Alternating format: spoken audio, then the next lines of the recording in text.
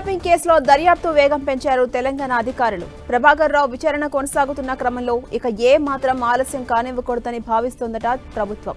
అటు బాధితులు ఇటు సాక్షులను విచారిస్తోంది సిట్ బృందం. అందులో భాగంగానే ఇవాళ టీపీసీసీ చీఫ్ మహేష్ కుమార్ గౌడ్ ను పిలిచి ఆయన వాంగ్మూలం నమోదు చేయబోతున్నారు. మహేష్ కుమార్ గౌడ్ ఫోన్ కూడా ఫోన్ ట్యాపింగ్ అయి ఉండొచ్చని, ఆ కోణంలోనే బహుశా సాక్షిగా సిట్ పిలిచి ఉండొచ్చని అంచనా వేస్తున్నారు.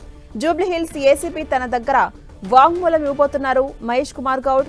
2023 అసెంబ్లీ ఎన్నికల సమయంలో టీపీసీసీ వర్కింగ్ ప్రెసిడెంట్ గా ఉన్న మహేష్ కుమార్ గౌడ్ ఫోన్ ను అప్పటి ప్రభుత్వం ట్యాపింగ్ చేసిందన్న ఆరోపణలున్నాయి. అందుకే ఆయన నుంచి వివరాలు సేకరించేందుకు పిలిచినట్టు చెప్పుకుంటున్నారు.